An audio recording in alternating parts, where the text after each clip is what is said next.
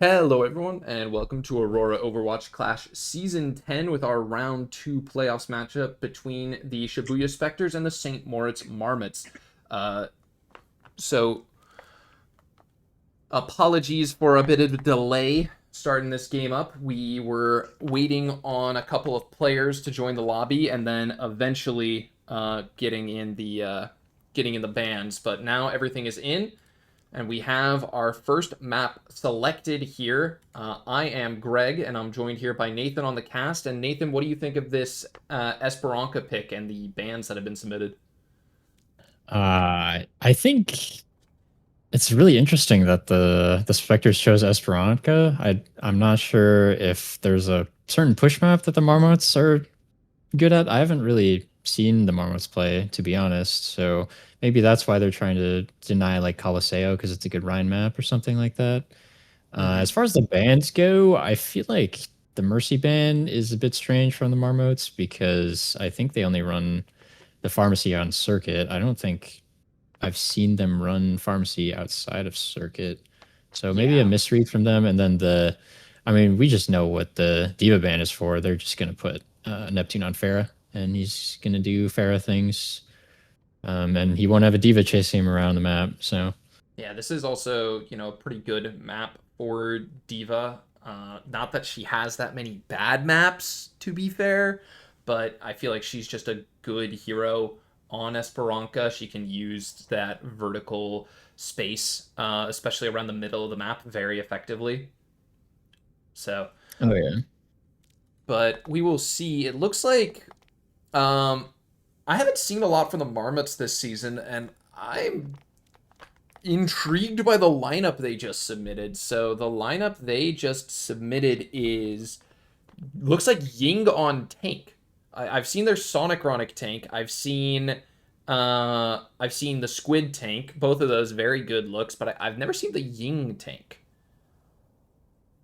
Yeah, I think on the few Marmots games that I've watched, the main tank I've seen Ying on is the Domina. And so I think the thought process here is that Neptune's going to play Pharah. So if they have a hit scan tank that can shoot her out of the sky, that'd be really good. And then I think Lore is good on the BAP. So I think they run like BAP Kiri or something like that for the supports on this lineup. So BAP is probably one of the biggest counters to Pharah. And if they can make Neptune swap off this Pharah, like he's known for mainly Pharah, and if they can make him swap, that's going to be really good for the Marmots. But yeah, we'll have to see how their counter comp goes. Yeah, should I'm intrigued to see how this one goes. So both teams have their lineups in. On the other side, this is that Neptune DPS lineup. The Neptune Pharah has been very scary all season. Shoreline Pie is going to be bringing out almost certainly a Zarya pick here. I've seen that a lot from the Spectres, and I think it's been a really good look for them as we finally get map number 1 underway with our Esperanza now in game here. Only 25 minutes after the scheduled time of match. Quite unfortunate, but I think the Marmots took their time, and I think they figured out a pretty good comp for this map. So as they'll have the Tracer and the Domina, and if Sonic's on the Echo, I think he would be on here. Then yeah, the Pharah is gonna have a really tough time here. Yeah, there's just As gonna be so many people shooting at you at that point. Yeah. It's so hard to like exist on an angle and shoot your gun. Pharah is a very mobile character, but at the end of the day, it's like if she can only put down 1 or 2 rockets per cycle, you're not gonna be doing that much.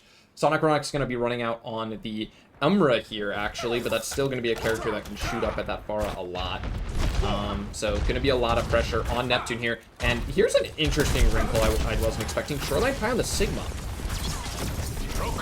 Yeah, I really do like the Sigma pick here. Sigma is really, really good into Domina. Domina just does not have uptime that Sigma has, and therefore Sigma can usually just outpoke her in the mirror. So Yeah. definitely a really good pick. But I've never seen Shoreline Pie play the Sigma, so we'll see. That's the thing that's interesting. That's to my me main there. concern. Yeah. Shoreline Pie has been a bit of a Zarya merchant this season, but looking comfortable so far on this Sigma pick. And Neptune is already 50% of the way to this rocket barrage, getting down a lot of pressure, but the cart is moving for the Marmots here early, and the angles look good for the Marmots here to me. Shinbone is in the back line, should be able to get a lot of pressure onto June here. June falling very low, gets the Bell Force. Neptune goes down, Shoreline Pie as well. Shinbone gets traded, but with June low, Gunst also low on cart. Slade is just going to have to run away, and the first team fight's going to go the way of the Marmots.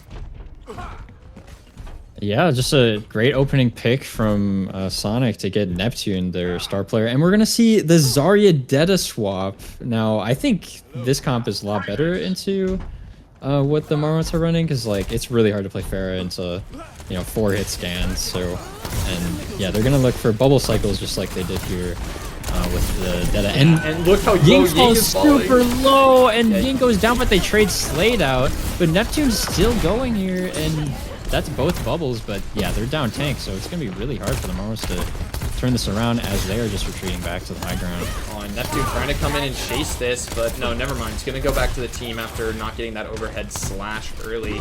So, ult's coming online now for the Marmots, and with the big swaps made by the Spectres, they're not going to have a lot of good responses. They've got that double support ult, but there's 5 available on the side of the Marmots. And we go in with the Panopticon and the Kitsune Rush to match, but the opening pick goes in the way of Sonic Ronic with the opening pick on the Slade. Kitsune Rushes are matched, and Neptune's trying to find some value here on the tank, and Shinbone hits a huge pulse onto Lucio, and Ying with a huge, I don't even know what that's called. I've not seen enough Domina to know what her abilities are called, but gets 2 with 1. I just that's call gonna be them a really clean Crystal fight and for Push. the Marmots. I don't know Yeah. their official names, but one's a Crystal and one's a Push.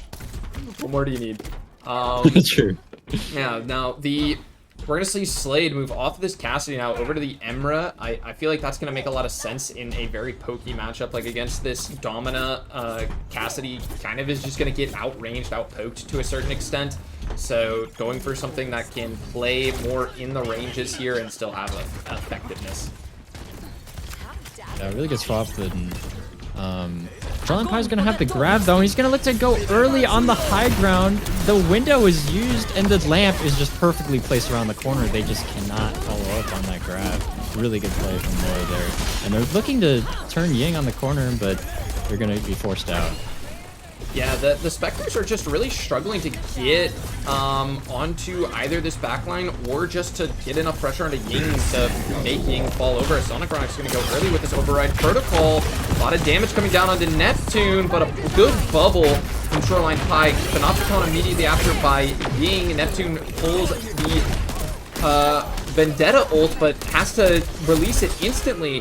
And the Marmots have great momentum as they continue this push. They're gonna be at 100 meters before the Spectres get another good fight into them.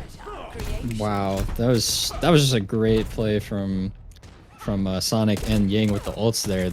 I think Sonic bait out a bunch of bubbles with the ult, and then once they saw that, they used the Panopticon on the Zarya, and she can't live that if she doesn't have bubbles. So really good ult layering from them to win that fight. But coming up on this next fight, there's not going to be many ults. The first one is going to be June with this Kitsune Rush. And the Marmots are going to have the window to counter.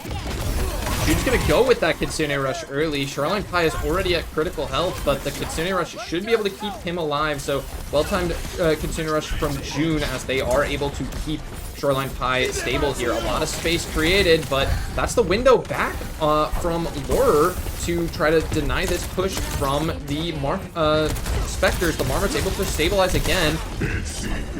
Slade going with the override protocol now. But Lore in danger. Lore's going to go down ultimately, so this team fight is going to take a while here. The Marmots gave a lot of space and tried to re-engage with their window, but a well-used override protocol from Slade will win the Spectres that fight, and that means that all that space they gave off the first one, I mean, that's just space back towards the Spectres, but ultimately they are still all going to catch close spawns, so not really a huge deal for the Marmots. They're going to be able to have decent positioning into this fight. And another Panopticon already from Ying.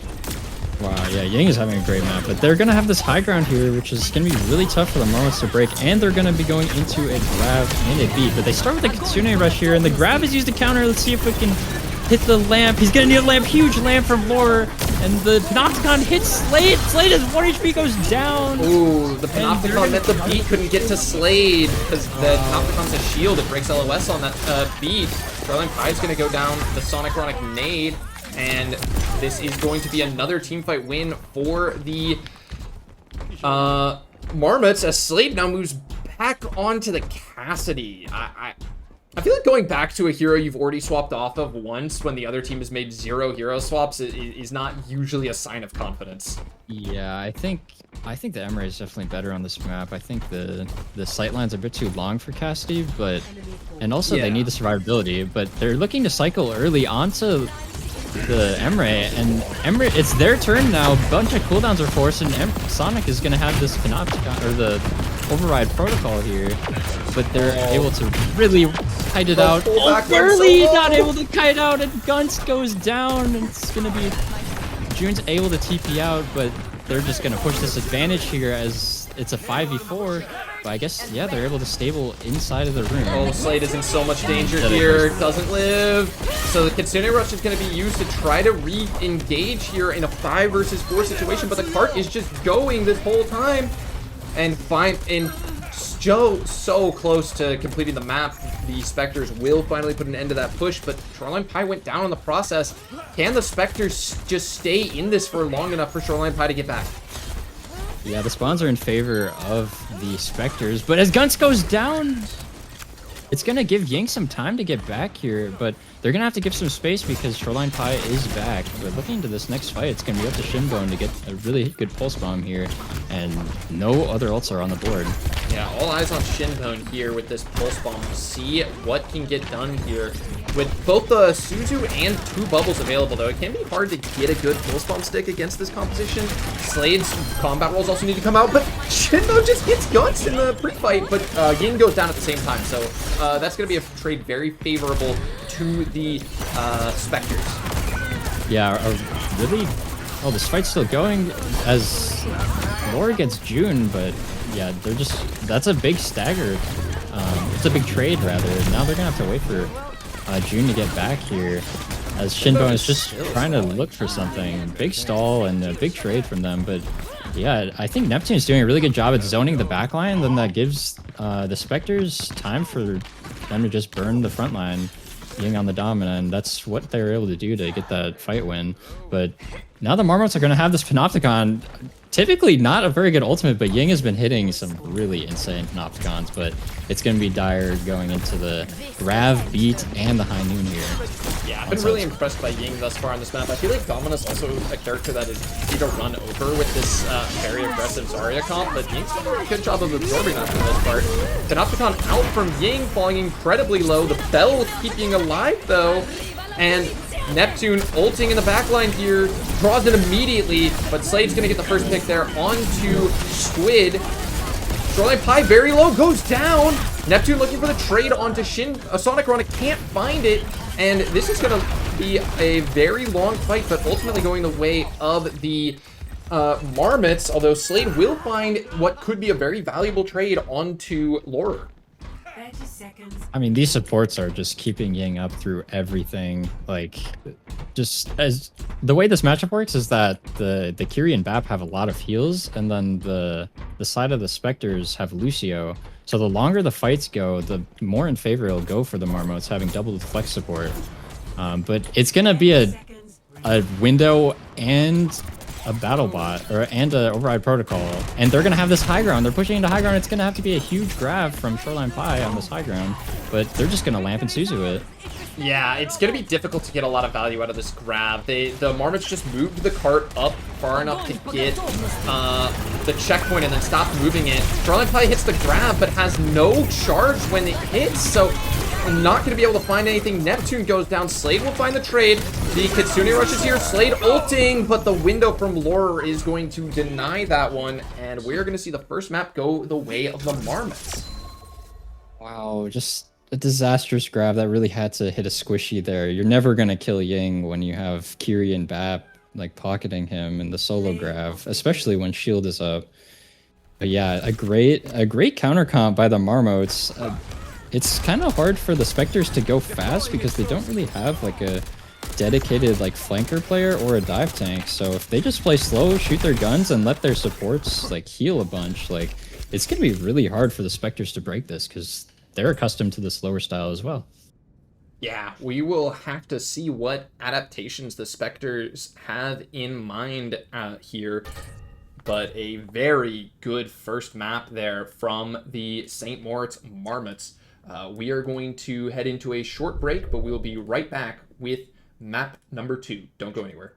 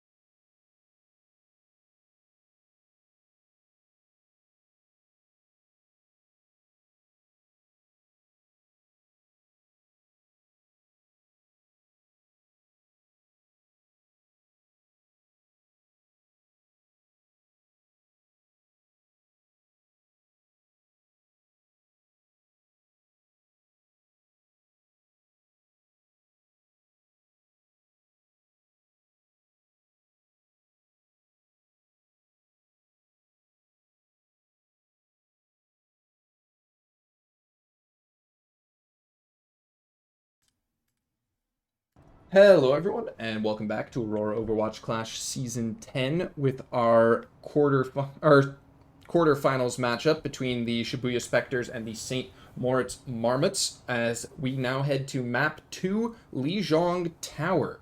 I'm Greg, joined by Nathan on the cast, and what are we thinking about the bans here, Nathan? Very, very, very good ban by the Marmots banning this Orisa. I think Neptune's Orisa is a lot better than his other tanks by like a decent margin. So just taking that off the table was really good, especially when they're playing Ryan. Because like whenever I see a Ryan on the new team, low key, I just be swapping Orisa in my ranked games. That's just an insta swap. So really good ban from them, and the Mei ban is also really good because Mei is really good into Ramatra, so just letting Neptune play that Ram without having to play into the Mei is definitely a really good ban there. Yeah, I really like both these bans. We're also going to see some lineup changes on both sides. We're going to see Coleslaw in to play this Junkrat here for the Shibuya Spectres. On the flip side, Sliced Bread is in on the Lucio, as I think everyone except Shinbone Roll Swamp. As we get now into the first team fight here, and there is so much poke coming out here from this Spectres comp. They just do damage. This whole comp is just, let's stand around and do a lot of damage. And it's they're gonna have to walk on something, or else they're just gonna get spammed out just like this. Coleslaw just able to take out Squid, and he's kind of just standing there and taking the spam from the Junkrat and the Pharah. Like, if they stand still and like just try to poke, like they're never gonna win on the Reinhardt. As the swaps come through, they're gonna have Zarya and Emre instead of the Reinhardt. Shinbone has a nice flank position here for this team fight, but yeah, we're gonna see that Zarya and Emre swap. Squid's Reinhardt is generally considered the signature hero, but it's not like a hard one-trick situation. As Slade goes down early to Laura, a really big early pick from the Emre. That swap immediately paying dividends, as now Squid getting very aggressive, has 100 charge. Shinbone takes out Coleslaw here, and it's just Neptune. Gonna see how long we can stall on the point here. Yeah, just so they're actually gonna. Oh, Neptune barely goes down. Shoreline Pie almost able to get him, but Slade with the trade onto BAP. This is looking like a scrappy fight, but at the end of the day, it's 100. Slade's looking for Sliced Bread as well, but ultimately not going to be able to find that second trade. But I think even getting one trade there is a really nice result for the Spectres, given how early Slade got picked in that first team fight, or in the opening there. Yeah, that's very true. But I do think this Zarya swap is great. He's just gonna have full 100 charge all the time. But they're gonna go early with the continued rush. But Shoreline Pie goes down, and the rush goes into the wall. It's not into the points. They're gonna need to trade. But Squid has already gotten 2. The damage is done. They're not able to get the trades, and Squid is putting on a show for sure. Yeah, Squid is looking great on this Zarya so far, and now has a grab here, which could be a really big opportunity. The fact that SLP used the Kitsu, the Marmots used nothing, and then they still just won the team fight is crazy. As Squid going really aggressive here, that's the pulse from Shinbone to try to follow it up, and it's going to lead to Shoreline Pie's death. But Squid in a little danger. No, Neptune's the one in danger. My apologies. Also gonna hit the tire here, but easily found by Laura. Yeah, maybe a bit of an overcommitment. I think they had already won the fight until before they popped the window, but they did trade the tire and the beat, so you can't be too sad if you're the Marmots for wasting that ult.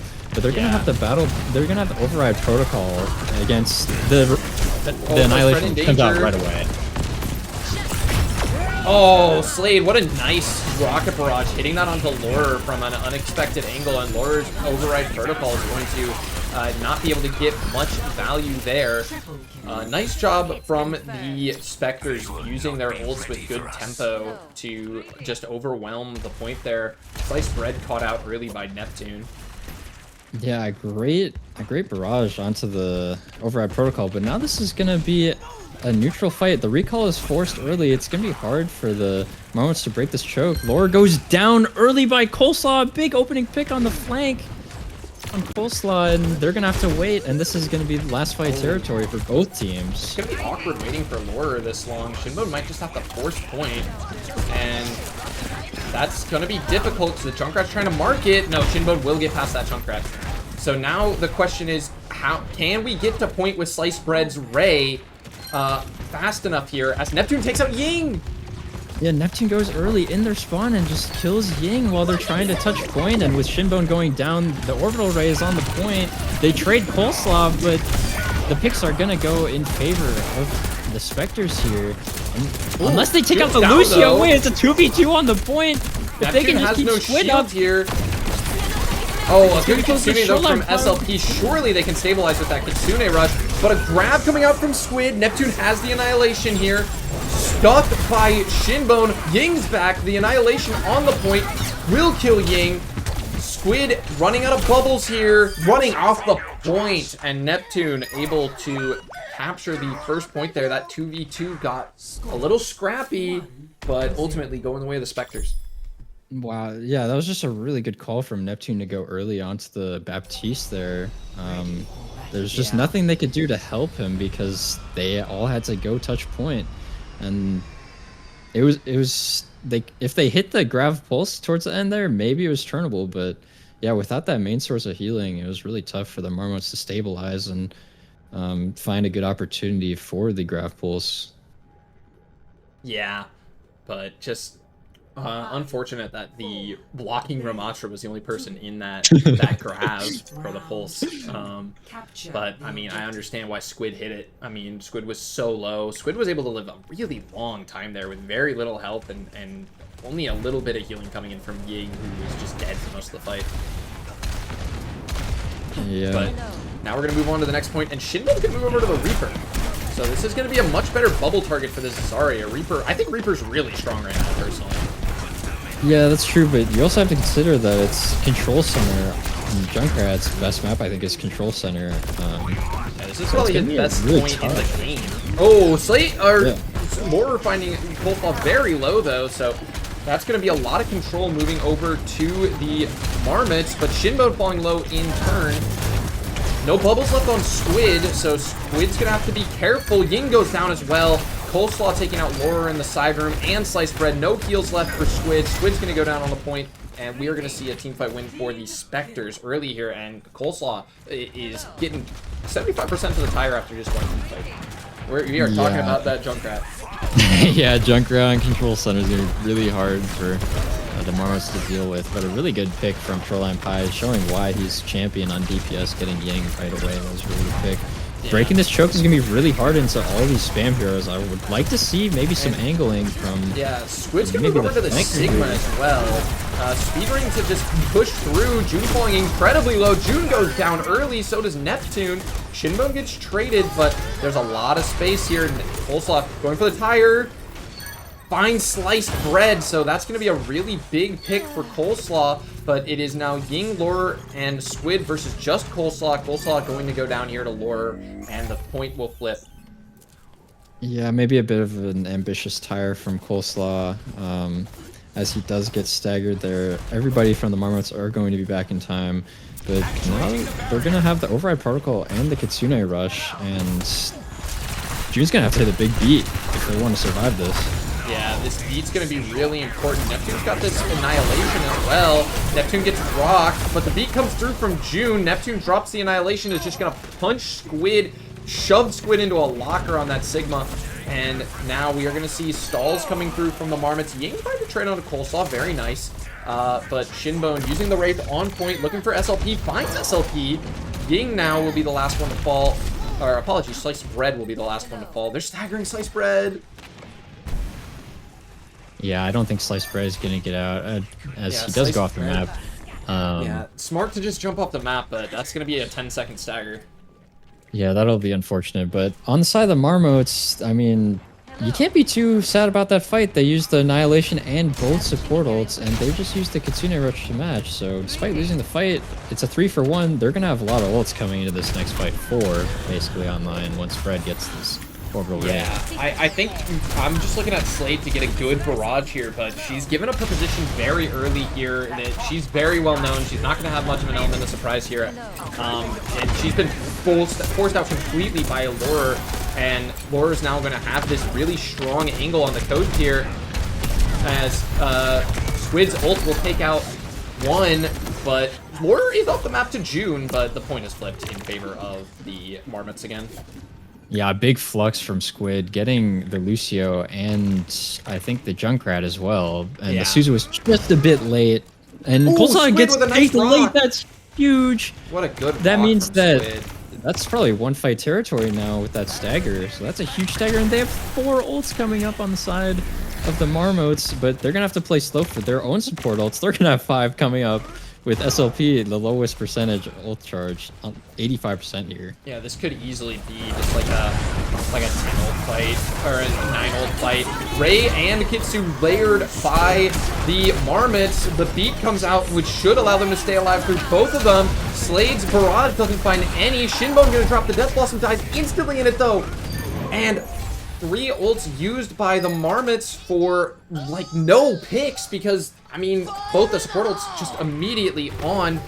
That beat, a tire from Coleslaw will kill Lore as well, so I don't think there's going to be a touch. Yeah, there's just not going to be a touch, and Yeah. it's unfortunate. You really hate to see the orbital and the rush be in the exact same place at the exact same time. That's just the last thing you want to see with those.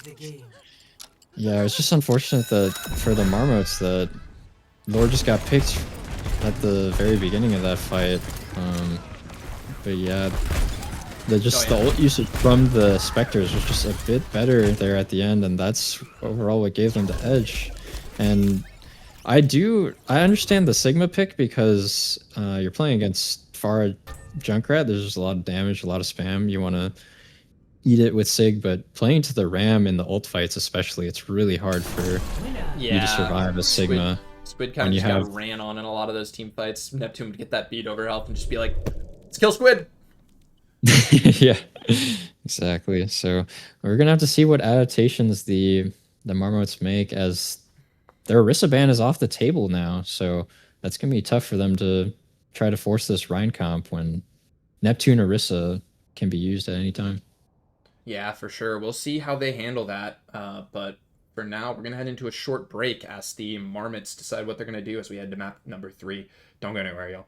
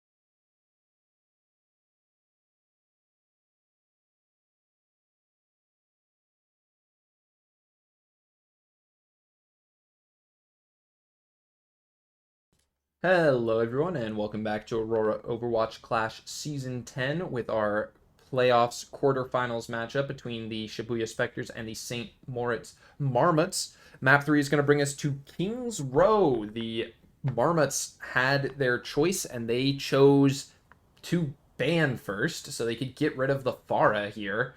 And the Spectres followed that up with a Reinhardt ban. I'm Greg. I'm joined here by Nathan. And Nathan, what are we thinking about these bans? Yeah, I mean the Marmots just don't want to play against Farah, so that's definitely the reason they took ban because Neptune's just very well known for the Farah. So I don't think it was too bad because I think they play Kings Row. I mean every team in the league plays Kings Row. Let's be for real. So I don't think this is a terrible outcome for the Marmots here. Yeah. But The one thing that worries me on the Marmots ban is just like we haven't picked our escort yet still, and we know that the Mercy pocketed Pharah is the Spectre's strat for Circuit Royale, and we've now used Mercy and Pharah bans. Yeah, that's gonna be a little tough for the Marmots. So Yeah. yeah, if they win this map, then that's probably where the Spectres will go. You'd imagine. But yeah, I think the Reinhardt ban from the Spectres makes some sense given Squid 86 being on the Marmots roster, but the Marmots changed their lineup here, Nathan. They're going back to the Ying tank. Yeah, Ying just put on a grand performance on Esperanza on the Domina here. So I definitely don't blame them for doing this. I mean, if it ain't broke, don't fix it. So they're gonna have Laura on the BAP and Squid on the Kiri, and it's pretty. I think double flex support isn't. If you're gonna play double flex support on a map, like this is probably one of the better ones, I would say. Yeah, King's Row can be really linear through a lot of sections of it, so having two flex supports just pouring numbers out can end up helping more than the more utility-focused main supports might help. But we'll have to see if the Spectres are going to try anything that could potentially mess with that double flex support look. But it doesn't look like they're going to, because Neptune actually is looking to mirror the Domina. Yeah, they're gonna. That doesn't make a lot of sense. We did see a lot of Neptune Domina early in the season, but he migrated away towards Orisa. But yeah, stopped playing it after a young hero by the name of Sai just gave him the business. We all remember the Sai versus Neptune 1v1 on Nepal. That was like crazy. That was awesome. But we are going to see the Domina mirror here, and this is something I've noticed from Neptune throughout the season. Neptune is very willing to mirror just about anyone on the tank roll, and I sometimes disagree with that decision. I feel like marking Ying on his best hero by mirroring it isn't my favorite decision, but Slade's going to get an early pick, but Neptune falls down immediately after, so Slade's early pick not enough to help Neptune stay alive, as Ying is now going to get a ton of space onto the point. Coleslaw going to try to stall a little, but goes down. Shoreline Pie on the angle now, but Shoreline Pie is just going to have to live here. Ooh, yeah, just where did Shinbone go? A catastrophic mistake from Neptune. All they needed to do, they had the pick, they just needed to stabilize. And oh my gosh, they get two picks and Slade gets the touch. Wait, this is going in favor of the Spectres. Yeah, Shinbone unfortunately just kind of trolled there and died super early, and then Lore also goes down. Slade has died though, and the spawners are almost back for the Marmots, so this is now a 5 versus 4 situation in favor of the Marmots, despite that heroic touch from Slade. What a play from Slade. And Ying goes in with the Panopticon really early. Neptune is just going to go down. And yeah, Ying's definitely been playing better on the Dominus so far. Ying does 3,500 damage in a minute. Yeah, and Neptune only has 63% to the ult, and Ying's already used his. So despite the heroics from Slade, he killed Kiri right away, and then she got another pick, and then got touch, and despite all of that, they still were not. We're gonna see Lucio dropped by the Spectres, and this is gonna just be This is numbers down main, Nathan. We're gonna see which team is better at putting numbers down main. Now the Spectres have been running a lot of Ana double flex support on King's Row throughout the season. Slade's gonna get the Bola shot off, but it's cleansed. A good bell. Laura on the angle is gonna keep Slade from following this up as well. 2 Dominas now. Wow, big Panopticon from Neptune, but Sonic counters with the override protocol, just looking for the tank that's just stuck in no man's land. Neptune didn't get the memo that his other team was kiting, but Coleslaw goes with the tire. What a battle! What a battle! Oh my Huge goodness! play from Squid, and I mean, this is the Marmots comp, and the Spectres are trying to play into it. Oh, nice pick. Nice late pick from Shinbone there is going to almost certainly deny the recontest. There's just not going to be an Ana for this as Neptune moves over to the Orisa, and I'm really glad to see Neptune move over to the Orisa. Yes, I think that's going to be... Also very glad. Neptune's Orisa is just so much better than his other tanks, in my opinion. Yeah, I agree. I really like the Orisa matchup into the Domina because you can just bait out the shield and then look to get aggressive afterwards with the cooldowns. But Ying goes early with the Panopticon. Yeah, Neptune used the spear spin on... Right. Oh my goodness, that was crazy from Ying. Neptune just kind of used the spear spin on nothing, and Ying sees Neptune's spear spin to just kind of step past the corner and then immediately step back again, and is just like, okay. It just throws Panopticon out because all of a sudden the way to stop that ult is gone. Yeah, if you're ult tracking that, you really have to be careful about using your spin to eat it. And now they're gonna have Kitsune, but the Spectres are gonna have both support ults coming up. We're gonna have to see how the Nano is used. Nano's used on Neptune in the back line. And Coleslaw gets the first pick up. Neptune tries to step through the shield, but can't find anything. Slade goes down to Sonic Ronic, but the trades are still favoring the Marmots here ultimately. But, you know, they're still sticking around here to a certain extent. But it looks like, yeah, with just 3 alive here, I think the Marmots are just looking to stabilize, not trying to do anything too crazy. Yeah, it's a really good fight for the Spectres. As they go into the Kitsune Rush here, there's not much for the Marmots to match with. Absolutely no ults on their side. I mean, they are able to get Lore early there. And that's just a really clean fight win for the Spectres as Sonic goes down late. He's stuck behind. He cannot get back to his team. Yeah, Shinbone in a bit of an awkward position here, but no one on the Spectres comp really has any mobility or ability to poke Shinbone out here. So oh, Coleslaw's Noon gonna go here. But a nice shield from Shinbone is gonna deny, or not Shinbone, Ying is gonna deny any kills from that. Shinbone's gonna use the duplicate here and is now gonna look to take some space with this High Noon. Yeah, they went for the ult combo and they're spawned and weren't able to find anything. That's disastrous, but Slade is able to take out the copy, and Ying goes in with the Panopticon, not able to find anything, but SLP goes down to Shinbone. Oh, and Neptune goes down as well. Neptune goes down too, and this is looking dire for the side of the Spectres. They're just gonna get that trade from Coleslaw could be really big. June's gonna die late, though. Wait, June hasn't died? Okay, Slade will die instead. Okay, June has finally gone down. Neptune's gonna move over onto the Doomfist here, but gets picked very quickly, and Coleslaw cannot get back to the point on that venture. A 2-minute time bank here for the Marmots. Yeah, this comp is just so unstoppable from the Marmots. You know, the King has not died.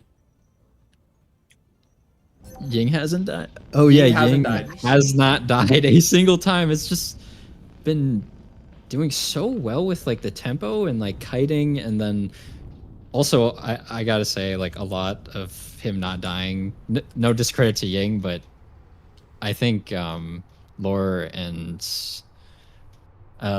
Squid have done a really good job at keeping him up, especially with the immortality cooldowns from like Suzu and Immortality Field. So Ying has played phenomenally this map, but I got to give a shout out to the supports on the side of the Marmots. Definitely. Oh yeah, for sure. Hard to credit as well. Yeah, I mean, your tank can only live for as long as the supports. I think it also, to a certain extent, does help for the supports on the Marmots that there's really no one on the Spectres comp that shoots at them. Slade got a nice pick on the first point, but for the most part, that there isn't like a Junkrat and a Freya aren't gonna be shooting the most at a Kiriko who's playing her angles reasonably smart. And Yeah, this is just an insanely good counter comp from the Marmots. I mean, the Spectres have been known for their slower style. You know, they have a bunch of champ like poke DPS players, and so they play slow. But then when you play a comp that you need to play fast into, it's really giving the Spectres some issues here. yeah, and we're going to see Neptune move over to the D.Va, so that's going to give the Spectres the ability to play a lot faster. Neptune going to go quickly onto the backline, put a lot of pressure on Aurora. Aurora goes down first, so this is that type of adaptation we needed. Squid going down as well, and Slade going to take out Ying here, and a very quick first point capture for the Spectres. I think they've made some really good adaptations here. The D.Va with the speed rings from June should be able to give them that tempo they needed, and the Sojourn should be able to cut down into Domina's shield uptime quite a lot with that disruptor shot. Yeah, just a great play from Neptune. I mean, he doesn't even have like a DPS that like dives with him, but he's still able to get so much value onto that back line at the top right. And also, I guess an early pick on a Shinbo, and this means that they can't hold Arch, and you really want to be holding Arch. It's a really hard choke to get through on this map. Yeah, Ying in a lot of danger. I don't think Ying is going to be... Oh, good lamp by Horror, though, so Ying will actually be able to get out here. These boops from Ying are making it really hard for Neptune to play aggressively here, to step back into the corner. But look how quickly Ying's shield is going down to the spam. Yeah, his shield is really not going to stay up into that comp. But Neptune just goes in by himself, gets lore, but trades his life. Maybe a bit ambitious from Neptune, just going early when 3 of his teammates are on the cart. Maybe a bit of a miscommunication, but his team really needed to walk up and follow up on him there. Oh, the trap from Coleslaw there is going to make it really difficult for Ying to get follow-up picks, but that is still going to be a pick on a June. Do they know about Coleslaw? Oh, they do know about Coleslaw. Oh, but Coleslaw gets 2! And they trade him, goodness. but I think the damage has been done. The Panopticon is cleansed or missed, and Slade just looks to walk it down with this overclock, slides in, barely survives with her life, and it looks like they're just going to be cleaning up kills. Yeah, Ying going to go down there, and so now the question is really just can Laura get out? Shinbone's got no hope, but it looks like Laura will be able to get out here. So Ying going to move over onto the Zarya here. So, I mean, yeah, this is the problem with the Domina, is how bad she can be at handling tempo at times, and now that the Spectres are on a comp that actually can exert any tempo control, Ying gives up on the character pretty quickly. Yeah, Ying does counter swap Neptune with the Zarya here, but I have never seen Ying counter-swaps play right back. Zarya. And Neptune goes onto the Ram, but Oh my god. I don't know if I like this though. Like, there's going to be 2 flex supports shooting from high ground, and you have basically nobody to deal with them besides Coleslaw on this front track. Alright, mirrored Kitsune rushes. The bubble from Ying is not going to be enough for that tire. Laura goes down as well, and this is going to be a really quick first team fight for the Spectres using their Kitsune and their tire, but should have the tools needed to get back into this for the Marmots. Yeah, King's our third point. Ying moved back to the Delta immediately. Yeah, Ying One goes team back. fight. Counter watch is upon us here, and Laura's going to go early with the window, but they're going to match with the Ray. The Ray's a bit too far back, but they eventually do stabilize. And then Sonic with this. But Laura is dead here. Sonicronic needs to find a pick with this quickly and is not doing it. So now Ying in a lot of danger with no Laura getting punched down. And Neptune finds the first kill, but Sonicronic finds another. Ying gets another return. Laura back on the Ana. Sonicronic finds Slade. Sonicronic! Oh my goodness, Oh my Sonicronic hit gosh. that flank on the Emre and killed 3. Wow. Oh my what goodness. What an insane play from Sonic. Gets June on the Juno. He has the high ground from the Override Protocol, realizes he can flank up top, and he just flanks and kills 3. No one even looked at him when he was shooting them in the back. And What a the play. the ult economy now is looking a lot better for the Marmots than it is for the Spectres. I mean, they've got to deal with this Blade and this Panopticon. They don't really have resources to stop the Panopticon with. It's not usually the best ult, but I mean, they still don't have anything that can stop it in any way. Other than Neptune's shield, which should be really easy to read. And as it goes out, Ying goes early to the Panopticon, gets slayed, and Shinbone with the Blade as well. And Neptune just trying to find anything with this Annihilation, but with 3 teammates dead, he's just going to look to save his KD and get out with the bag. I think that's a perfectly reasonable decision at that point. I mean, don't give the other team the ult charge. Shinbone going to move over back to the Reaper, and we're going to see DPS ults and the Kitsune Rush available now for the Spectres. The cart is still pretty close to completion here. Neptune going to go back to the D.Va. I like this. Put pressure on Laura. Don't let that guy shoot his gun. Yeah, letting both these flex supports shoot for free on the high ground is going to be really tough, and the D.Va swap is going to look to stop that. And Slate goes early with they go early with both their Kitsune Rush and the OC, but Slate goes down and Neptune gets demeched, and for just overclock, they exchanged Kitsune Rush. Honestly, you can't be too mad about that if you are on the side of the Spectres. Yeah, I was on the Slade POV there, and her, like, view started just jerking around a lot. That looked like a lag issue to me. I'm gonna be real. Like that is not normal mouse movement for me, man. That is not one that you want to see. That looks like lag. I'm not trying to cope too hard for her, but that looks like lag. But now we're coming up on a lot of ults for the Marmots. That's a really big opportunity lost to not get anything off that OC engage. The tire from Coleslaw now needs to be really big, but Ying just goes down control. Ying just gets completely blown up by, I think, Junkrat spam and Neptune flying on that at the same time. This is looking dire for the side of the Marmots. If they can't get out, they're gonna stagger this, and it's gonna be a full cab. Sonic tries to find anything with the window and the override protocol, but yeah. Oh my goodness, that hit 4! But it's just not gonna be enough. The damage is already done, and Ying just gets bursted by the Junkrat and D.Va fly. Yeah, the Spectre is able to complete with plenty of time there. It is crazy how fast Ying died there. Ying has generally been doing a really impressive job. As we're gonna see calls of pause in the chat now. So we will see what is up. Yeah, Slade disconnects. Okay, I'm not surprised here. I was very kind of expecting that. So that validates my previous theory. Yeah, that does make a lot of sense. And if you hold tab, Ying has 20,000 damage on the Domina. Are we going to talk about that? It's been 13 minutes and he has 20,000 damage. I've never seen these numbers from Domina. I personally think Domina's not a very good hero, but I guess he's proven me wrong today. No, I mean, Domina, it does help that I think Domina is a great counter pick for the Spectres lineup. The Spectres just don't have a lot of players on their team who are comfortable playing with a lot of tempo.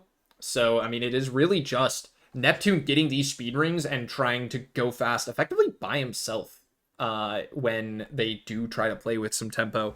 And that has worked, to be fair. I mean, Neptune going by himself with a speed ring has been getting the picks they need, but that is really all they have in terms of a response to the Domina's incredibly slow pace. I think a lot of why Domina's bad is because she's bad at enforcing that slow pace she wants to play at. But if you're playing against a team of players who want to play slow anyway, that stops mattering. Yeah, that is very true. Sigma, the other poke tank, is also weak to dive, but the difference between Sigma and Domina is that Sig has very low uptime, or really low downtime, but Domina has a lot of downtime when her shield is down. Yeah. And so that gives the dive team a window to hit backline after the shield is down, because she really cannot sustain very well without the shield. And so I think that's why the dive is working. Even with just Neptune on this D.Va with basically no follow-up, he's still able to find a lot of value. Just because if you wait out the shield, like, their team is very weak. Yeah, it's not like Sigma with that repositionable shield where it's like even if you put the shield on an angle, that isn't necessarily an invitation for the diva to try to go somewhere. With the Domina shield, it kind of is. Like once the shield's committed to an angle, it's committed to that angle, and she has really no other tools for isolating the diva. Her stun is very conditional. Can be played around by that diva player. Just don't have a wall close to you on this like in line with the domina and you're fine. Which you know King's Row it has some skinny areas where that can be hard to play around still, but it's not too crazy hard to play around. Whereas Sigma, it's just a rock. Either Sigma hits the rock and you're stunned, or he misses the rock and you're not stunned. But there's no like that's just a skill check on the Sigma. Mm-hmm. As long as you're waiting out booster, it's not even that hard of a skill check in my opinion. Like just don't try to hit her when she's in the middle of her booster. Yeah, very true. Something notable, I mean, you said the narrow spaces makes it hard for the diva, but first point, there's a lot of high grounds to work with. So that's gonna, especially at this 3-3, it's gonna come down to this first point. Yeah. And that is where Diva thrives. Yeah, so the Spectres not only have attacker's advantage, but they also have map advantage here with having a dive tank on first point. I honestly think dive tanks are better on first point just because the high ground is very, very important. If you can just take the high ground and wrap around, like you can definitely get some free staging on backline. Yeah, I mean, even if you don't necessarily find a pick, even if all you really get is just forcing Sonic, Ronic, and Aurora to not be on that high ground, that's still already accomplishing a lot. Just not letting the other teams, Baptiste and Emra, just sit on a really strong angle and just kind of shoot their guns for free in the back line. If they have to play down towards point or even worse, back towards the hotel side or even back in the arches towards second point, it's their options are going to be a lot more limited. They're going to be a lot easier to pressure. If they're playing close to that hotel side, all of a sudden, you can get kind of a drop on them. If you can time your engage correctly, there's good timings to be found there that just kind of don't exist to the same degree if they're able to just play that high ground. Yeah, I mean, once you take control of the high ground, you just look to drop on the backline, and then if things get rough, like you just fly back to the high ground. Like, what are they gonna do? I guess they have a Baptiste that can jump up there, but I don't think Laura's gonna jump up to kill that Sonic on Ronic the is diva. not gonna do a nade jump just to flush out your diva. Like that's not happening. Yeah, so just taking this high ground on this diva, it's going to be really hard for the Marmots, and I wonder what adaptation they're going to make. Maybe they're going to try to play in hotel and flip the map. That's usually the approach I like to do when high ground is taken on first point. But we're going to have to see if the Marmots are able to do that. Because or else they're just going to get free staging, free hits, and it's going to look really bad, especially with only 2 minutes they have on the time bank. All right, and we are finally back from our pause. Slade was having some connectivity issues, and Coleslaw unfortunately had a nosebleed, so bit of a break there, but it seems everything has been resolved. Coleslaw is fine. Slade's internet is probably fixed, hopefully, maybe.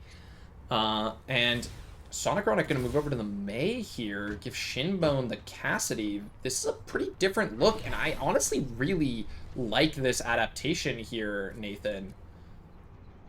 All of a sudden, you got a second tool to try to isolate Neptune with instead of just that Domina shield. Like if Neptune tries to go off of after the Domina shield's down, but the Mei still has her utility, that can be a second layer to make it so that they can actually punish Neptune.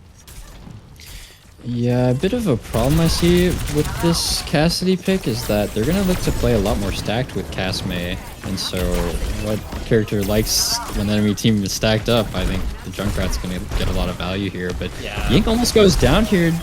Shield is forced, and not many cooldowns are forced inside the Spectres. Yeah, they're going to look to go here. They're down a lot of cooldowns, so we gotta see if they're gonna capitalize. Diva goes through the hotel, is looking for backline hit here. Goes on the Baptiste. The Baptiste is low, uses the Exo Boot jump to barely get out.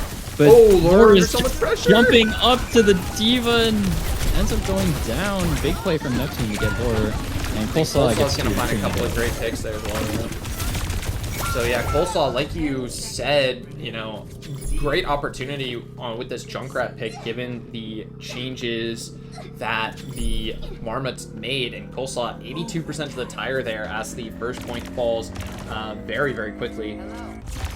Great stuff from the Junkrat, who is now looking for a cheeky flank here. Squid in danger.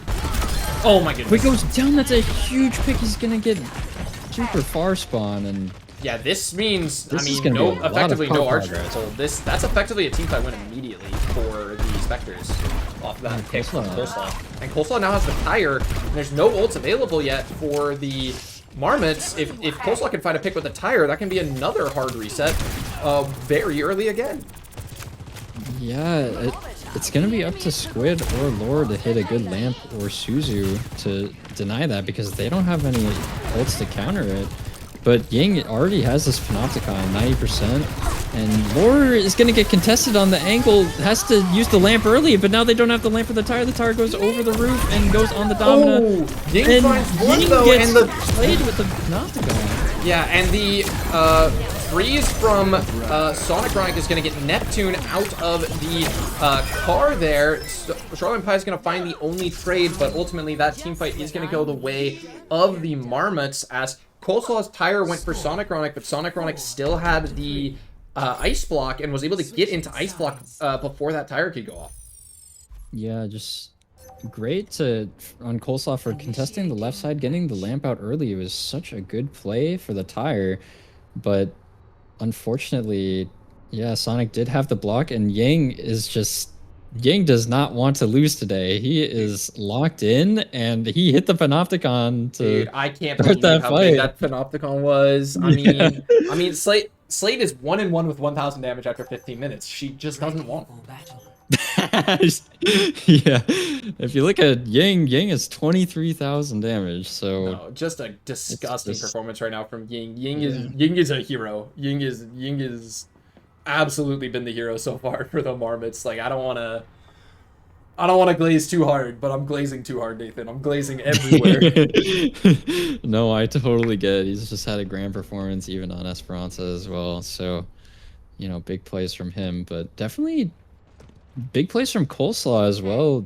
Like cleaning up the kills on the first point, and also like baiting on a bunch of cooldowns, hitting a good tire. Like, he has had a good map as well here. Shinbone looking early with the Widow? Nah. We can't have fun like that.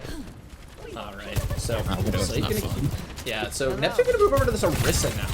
I really like Neptune's Orisa. I think Neptune's Orisa is very good. So I never dislike seeing Neptune go over to the Orisa. So we will see how well that matches up. We have Cat Bastion in the server. Nathan, we have Cat Bastion. Yeah, we have Cat Bastion, and the Spectres have Orisa and Junkrat into Cat Bastion. It's going to be really hard for them to shoot them out of the sky, as they go early with Form, and they just have the entire map controlled now. Yeah, first pick already flips over for the Marmots. Neptune's trying to step up, but the neutral form for the Bastion is still putting down a decent amount of pressure. How does Coleslaw interact with this, Nathan? Yeah, Coleslaw's going to have a lot harder time on this Cat Bastion, and they're just going to look to give point. They're not even going to contest. They're going to go for Marshall. Coleslaw gets more. How is okay? I mean, we are in the Marmot spawn, so ultimately, if you're going to die somewhere, this is not the worst place to do it. The cart needs to move through this space either way, so this is just some time for Squid to build up towards that window, as Squid has moved off of the Cat. Shinbo keeping the Bastion. Yeah, it's a bit tough to get past this arch, I think, on Cat Bastion, which is why they're going to swap. But Ying is first to the ult. Ying's going to have this Panopticon coming up, but SLP does have the rush coming up as well. And Lore almost goes down, but Shinbo gets Coleslaw. Coleslaw goes down! And they're just going to look to walk in with Form here. And Neptune is falling so low. And Ying almost has his Panopticon, but can't find it. Neptune will get the Orisa ult off first instead. A Consuming Rush comes off as well. This is going to be a quick team fight. Oh, good stagger onto Shinbone here. Not letting Shinbone be a part of this final fight, or Lore. This stagger on Lore is so brutal. So now Ying and Sonic Chronic Shinbo's gonna participate in this fight through the Bastion ult. The Ray comes out, Ying goes down. Bastion ult can't find anything. The staggers were so good for the Spectres. That was so smart. Wow, and despite the nosebleed and the connectivity issues, the Spectres are able to take this map, and Coleslaw played extremely well, pretty much the entire map, and when he got picked at the end there, Neptune was able to clutch out with that Terror Surge. It was a 4-man, and yeah, things were looking dire, but yeah, the Terror Surge just saved the entire map for them. Yeah, I mean, if that had come out any later, Ying was, I think, like 98 to the Panopticon. The Marmots were so close to so many ults, but just not able to get them online before that Neptune Terror Surge into Shoreline Pie, Kitsune Rush were able to come out, and they were able to just kill everybody. Yeah, a good counter comp from the Marmots to win that first point basically for free on the Cat Bastion, but just some great heroics from both Coleslaw and Neptune were able to finish out that map for them. So great plays from them. Yeah, an extremely exciting map 3. We'll hope to continue the excitement as we head into map number 4 after a short break. Don't go anywhere.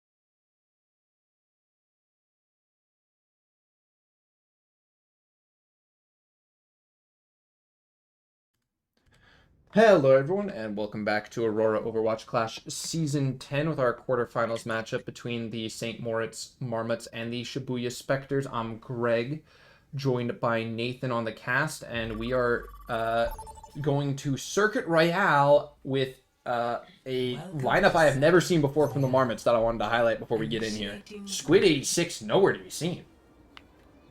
Yeah, he's on the bench with Ying on tank, and then Sonic is on support. Sonic is, I think, 4K on the sheet, but Yeah. I thought Sonic mainly played Lucio, but I feel like he's not going to play Lucio here, if I were to guess. Yeah, probably not, considering we are going to go to Circuit Royale here, which is one of Lucio's worst maps in the game. And Nathan, I do think it's worth pointing out, this lineup for the Marmots is 3360. This lineup is really far below cap.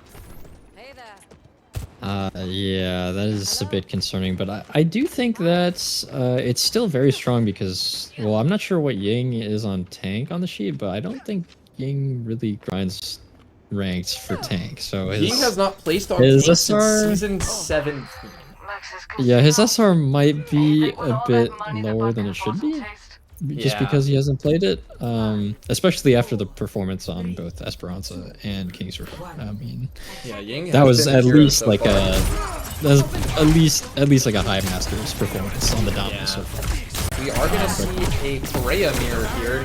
I think Freya's in a less terrible state after her last buffs, but I still think she's not the strongest. But Laura and Slade are both players known to love this hero, so they're going to try to make it work. Yeah, one thing I wanted to highlight is Neptune is on the Sig and Ying is on the Domino. This historically has just been a pretty bad matchup for Domina just because of the uptime issue, as they're going to try to take this high ground with Domina and the Genji swap now off of the far.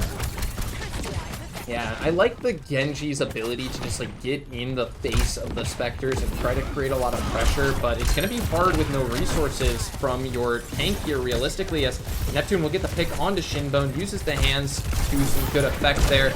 Ying falling low behind the cart, able to stabilize here. Neptune has no chance, has to be a little careful, but is going to be able to be fine there as well. So angle's taken though, and Laura gets a pick on SLP.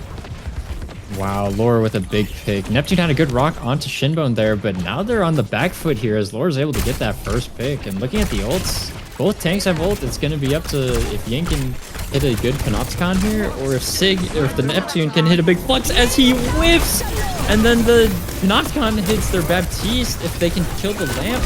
Oh, they get the lamp. Gun's also going down. Slade committed the bola shot there. I don't like that commitment there, Nathan, as the Spectres are going to go down without a trade. That's 3 ults there from the Spectres, only 1 from the Marmots as the Marmots win.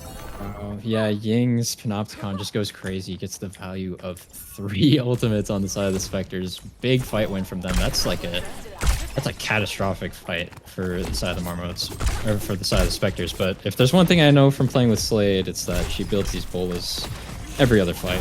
So, yeah, I mean, it's a really cheap ult, so it's not the end of the world. It's not the strongest ult in the world, but Neptune falling very low, very early.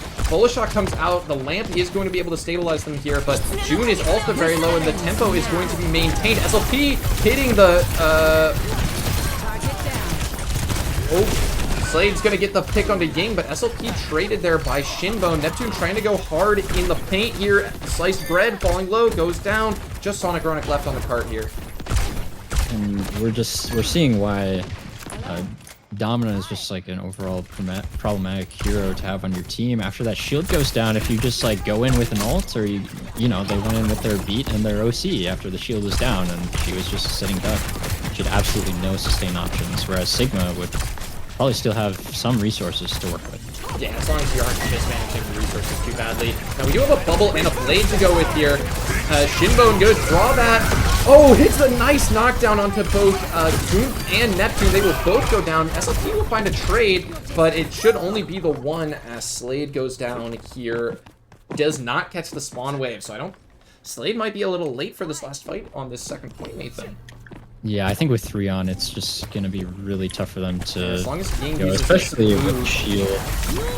Yeah, as they do commit the bola early, but I'm not entirely sure if that was needed. I think if Neptune hopped onto the cart, he would have instantly died. So maybe Yeah, a bit of an overcommit, but I think Ying's they boop still already had Neptune off the cart from the stun there. But either way, I mean, it's Bola. We talked about this a little bit ago. It's a very feeble. Laura should be able to build this pretty quickly. yeah, but once again, we have Ying with the Panopticon against 3 ults. Let's see if he can do it again. The window comes out That's early, an but they are awkward able to spot kind for of the window, actually. I love that. As And Neptune gets hit with the Panopticon, is just blocking in a shield, but Ying in a lot of danger on the flip side. Good boob. Ying gets picked on the guns. Ying's the one who's actually going to get the pick. Ying was at like 200 HP. Great fight again for the Marmots. As, man, I'm just gonna say it. I would be so surprised if anyone other than Ying was the MVP for the Marmots. I cannot see a world where that happens. This is absolutely insane. He took all the aggro, lived the annihilation. He has 7k damage in 4 minutes again. And yeah. Oh, Slate moves over to the Pharah here though. Yeah, And wait, Ghost is on Moira. I don't dislike the Pharah pick here at all, but I do dislike the Moira as SLP finds a nice pick onto Lorder. A lot of pressure onto Sliced Bread here as well. Sliced Bread gonna go down to Gunst in the side room. Shinbone's on the back line, but not gonna be able to get anything done here as the Spectres will stabilize. But the cart has gotten very far. Yeah, Laura just goes down on that high ground, and this is the problem with taking 3rd point here. It's just hard to control both the high ground and the cart, so the Marmots are going to have to figure out how to do that, how to deal with this SLP on high ground, especially with the overclock, as he pops it early here. Can't seem to find Laura. Laura's right above SLP, and SLP just didn't notice. Laura got to pick up the two. Laura got to pick up Slate. How did SLP not hear that? I was on SLP's POV the whole time. I knew exactly where Laura was that whole time, and SLP just never looked up. And that's going to be some late picks from Ying. We're going to have to see speed swaps. Slade's going to be the first touch, but she should die almost immediately here, you'd imagine. Neptune going to move over to the Doomfist. Ying already down, and Neptune down to the Panopticon. It's just SLP. Oh, SLP can't get to the cart in time. I don't understand how SLP didn't hear that. I'm really confused. Aurora was just directly above SLP. SLP had a 150 charge rail, and SLP just was looking left and right, desperately trying to find something to shoot at. That is, I mean, it's and hard Laura to ends up killing 2 there. Yeah, Laura getting 2 on the flank just opens up that fight for them, and that was actually an insane play. Like Freya, you never really look for those deep flanks, but he showed up when it mattered and got They got the Marmots the opening that they needed to cap that last point. Absolutely heroic play from Laura there. That was super impressive. Ready for battle. So, looks like Neptune floating the Domina Mirror again in the spawn here. Yeah, I really don't like this. I think you just keep playing the Ram. The Ram felt pretty good. I mean, I get that Ying is doing everything and more, but I don't think it's because of the character. I think it's because Ying is playing this unbelievably well. Yeah, I really don't understand why he's swapping off of Sigma. I think Sigma is insanely good into, double hit scan dominant. Like, especially on this map. Like, this is Sigma's hometown. So yeah, we've got Shinbo moving over onto the Ashe here as well, so no more flex DPS characters from the Marmots here, as, Shinbo was on that Genji previously, which looked pretty good, that Genji getting the Wu-Yang bubbles. Oh, Shinbo falls low early, but should live that. One thing notable here is they're literally just not going to have a bubble target. I guess they're just going to bubble the carry, bubble Ying in, and... I mean, that's what they did in the final team fight last time. They just put the bubble on Ying, he shot his gun on point, and Neptune dies. Yeah, that is true. But it does make sense, because they're on defense now. I usually want Genji to clear the high grounds on the attack, but now that they're on defense, it makes as much sense. It's a nice little angle from SLP and June on this left side, which should give them a nice LOS onto Shinbone, but Neptune under a lot of pressure on Cart while this happens. So they're just struggling to get any real space here, as Laura's going to find that first pick onto SLP. Slade falling low as well. A lot of shield pressure onto the Dominus shield of Ying, but Ying is just able to stand through it. Doesn't seem to care. And, I mean, you can see why. There's just no option for getting aggressive when that shield goes low. Yeah. Just a great opening pick from Laura. Oh, Neptune got a great pick. Oh, Neptune gets Shinbone though, so they're gonna have to kite out early. And Ying is able to get out with the wave and the shield, but they're gonna have to give this first corner, which is what you don't want to see if you're the Marmots here. But they are gonna have the Bola and the Panopticon. Nice Gets Bola. Shoreline But will get Pie traded. again, but the trade. Yeah, really nice trade. We still do not have Shinbone back as Ying hits another Panopticon onto a couple of members of the Spectres. No pick though, as the Spectres are gonna have their window ready. Ying now in an interesting position. The Kitsune rush there. Neptune uses the Panopticon. Slade tries to get the OC off, but a nice shield from Ying is gonna completely deny that. The bubble. Slade is dead. Sonic Connect traded though, so is Sliced Bread. No supports available for the Marmots. The Spectres should have the option to just stabilize and re-engage very quickly here, and they will. Laura in danger, goes down. Here. And Laura gets late picked, and now it's going to be really hard for the Marmots to recontest this. Sonic definitely showing why he's a Lucio player, trying to get in with the bubble and get slayed, but that's the concern we were bringing up earlier. But now they're down 3v5. As SLP is going to go in here. There is supports here for Ying. SLP looking for the pick, but Neptune is going to be the one who actually finds it. Neptune finds 2, ultimately 3 actually, as Laura finds a trade on the SLP, but 3 found from Neptune in that team fight. Yeah, Neptune's really picking it up on this offense here.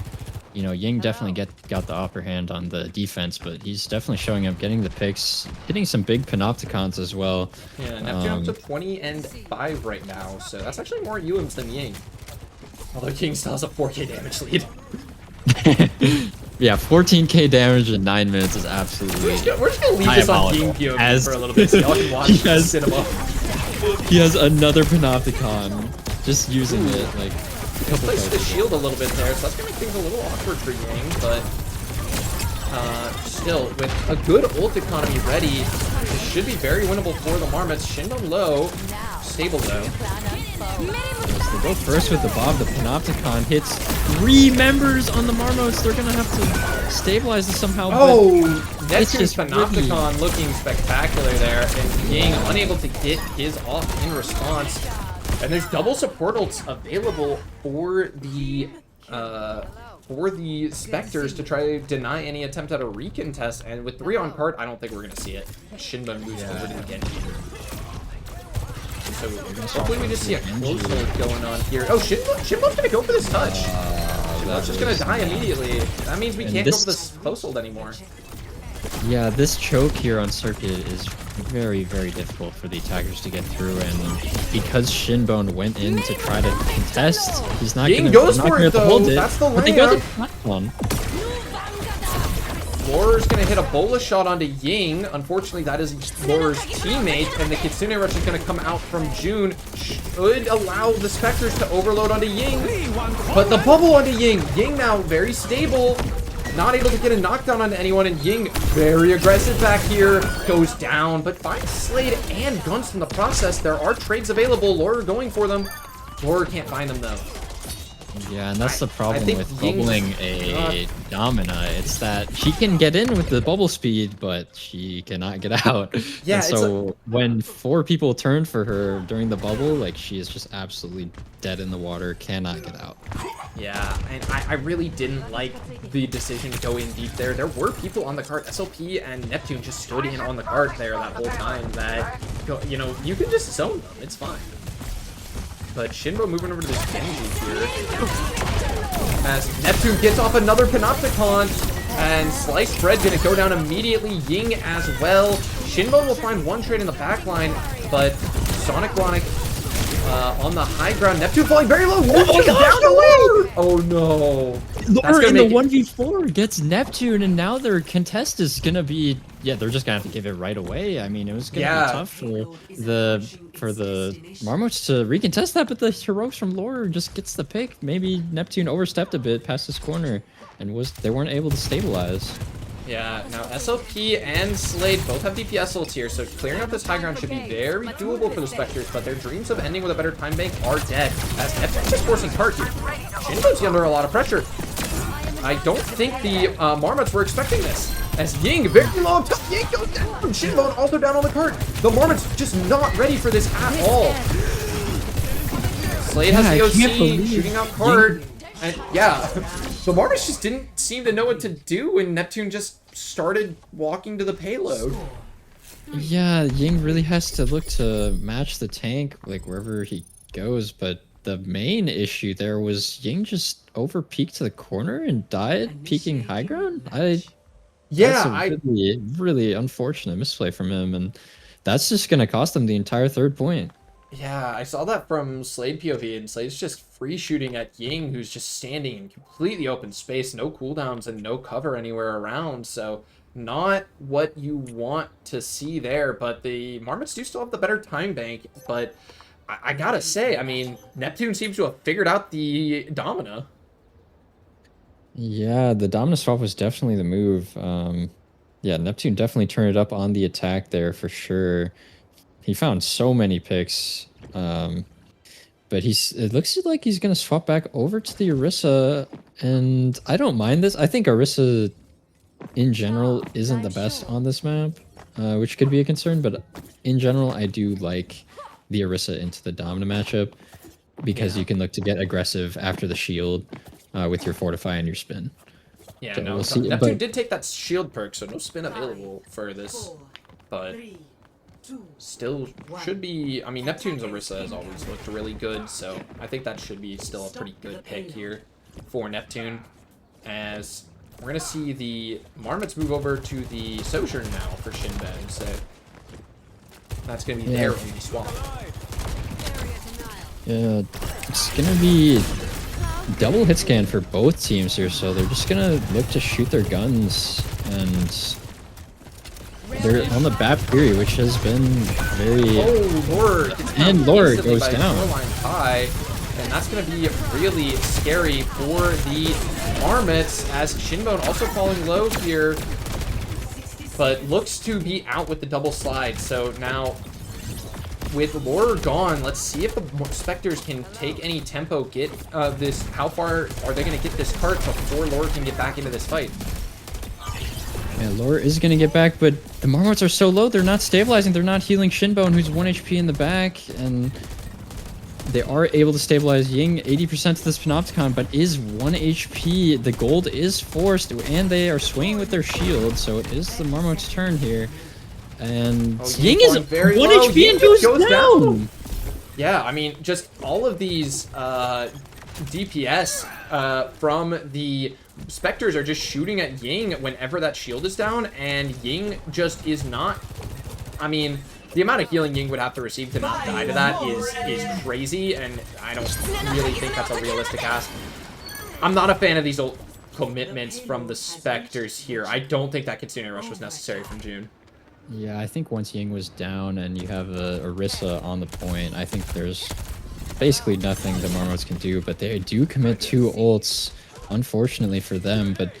And now the Marmots are going to have that ult advantage with Bubble, Kitsune Rush, and Panopticon here, so... Still no good bubble target, though, Nathan.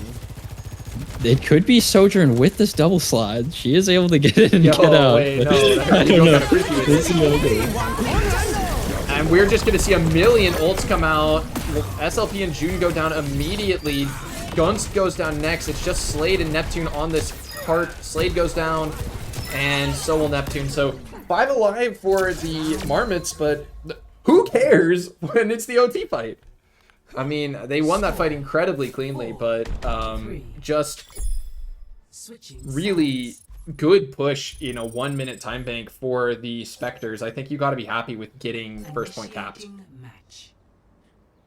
Yeah, a really good push from the Spectres, and the main weakness of Domina is just showing there. Once the shield was down, all they needed to do was swing her when she was trying to contest point. Yeah. And they shot her and she died because she has no sustain other than that shield. So yeah, they were able to get a really good push off of that despite the ult mishaps that happened on that first point. that honestly, I would not be upset with that push, especially with this choke on second point. It's really hard for them to deal with the high grounds on the attack. Good to see you. That's a Bastion. We're playing Reinhardt Bastion. They're going for a spawn hold here, Nathan. And Nathan, Yeah. I want to briefly call attention to the fact that it is now 2 hours from the scheduled start time of this match, and we are on map 4. Oh yeah, every single map has been a banger. I mean, this is the Yeah, second time it's been 4 points on one side. So I think we've also yeah. had about 30 total minutes of delays between the start of the map and the tech issues on King's Row. But we are going to see this Bastion out from SLP. I'm locked in. I'm ready to see it. And Sonic Rock move over to the Zen. Ooh, that could be an interesting adaptation, but I don't think it's going to be very fun. Into the Bastion, going early here. Slade and Shoreline Pie are going to find early picks, but SLP will go down, so the spawn hold is not going to be maintained for long. It's hard to keep this up once your Bastion goes down. Goonst very low as well, but is going to be able to stay alive. Laura taken out by Slade. It's big for keeping the team stable here, but you can see the Spectres already giving a little bit of space because they don't have their Bastion. Yeah, it's gonna be a long walk back from spawn, so they're gonna have to give this spawn hold. So they are down to 2 fight territory. The whole point of doing the spawn hold is to be able to get 3 fights, but now they're down to 2 with that pick, as Neptune's coming close to the shatter with 55%, and it's gonna be tough for Ying to block it because, you know, she only has 1 shield.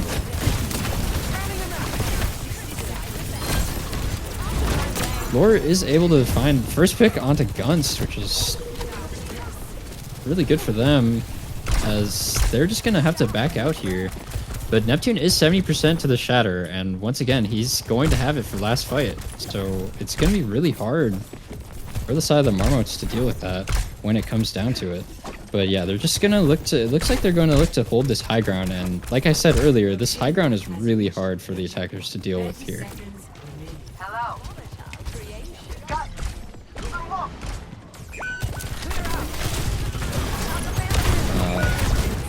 Laura is able to get Slade right away, and Shinbone is able to get June. Big picks, and the Panopticon comes out, and that might just be it. If they get 3 on, this is it. That was the map. Neptune was not able to get the shatter off, but Neptune is going to try to come back on Doomfist probably. But it's not gonna be enough, that's it!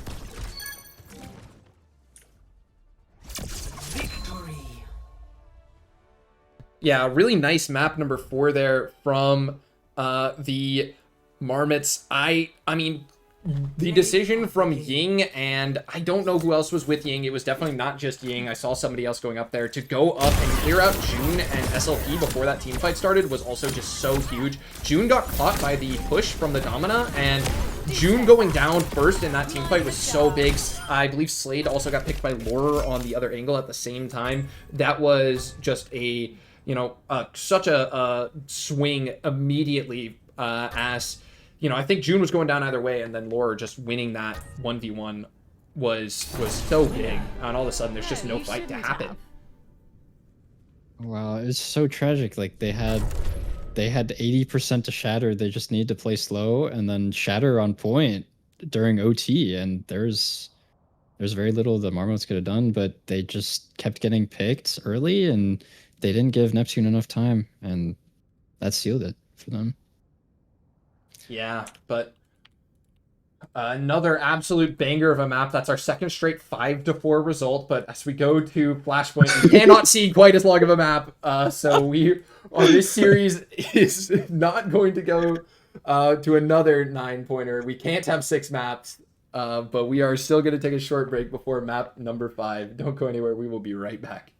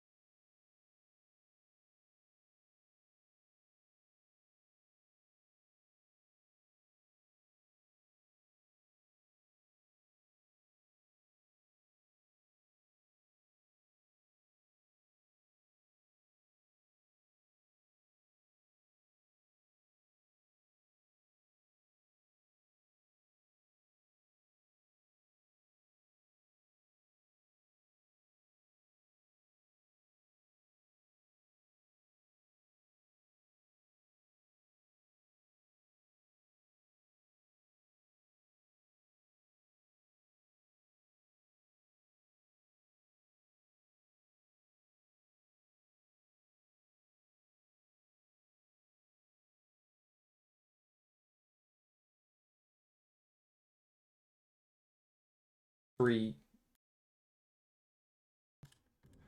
Hello everyone, and welcome back to Aurora Overwatch Clash Season 10, with our quarterfinals matchup between the St. Moritz Marmots and the Shibuya Spectres. I'm Greg, joined by Nathan, and we are going to Suravasa here for map 5, and I'm seeing an interesting decision here for the Marmots as they're going with the same lineup again.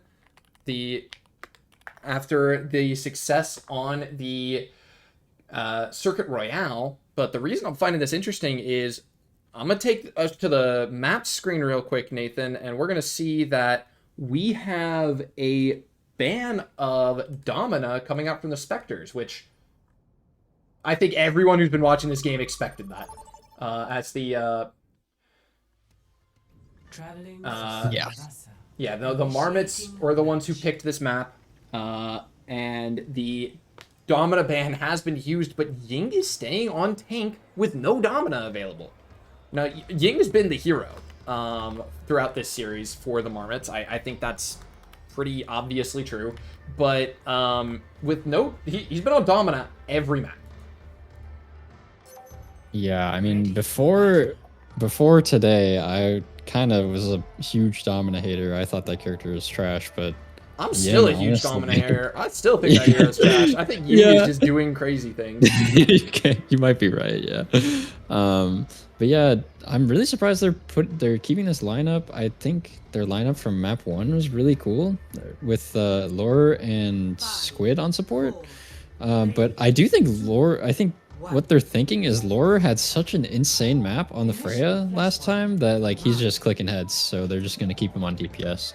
And then Ying as well has had a great series, so yeah, I mean this lineup for the Marmots, I mean they are playing a very standard comp at this point. I think the Orisa, Cash, Tracer, Kiri, Lucio makes all the sense in the world from a character compositions perspective. The flip side is also very similar. It's just Emra and Venture instead of instead of Tracer and Cassidy. But I think both these compositions make a ton of sense. Neptune falling very low, trying to take the space here. Yeah, they got this early positioning on point, and that's gonna carry them this fight. And Jude gets caught out. Big pick from Lore. And yeah, the Spectres can't really contest anymore. They're gonna look to stable and run away. Lore's in a bit of danger. Neptune forced to spear spin though, and Ying on the Orisa is, I mean, once again looking amazing. Ying is doubling up Neptune's ult charge.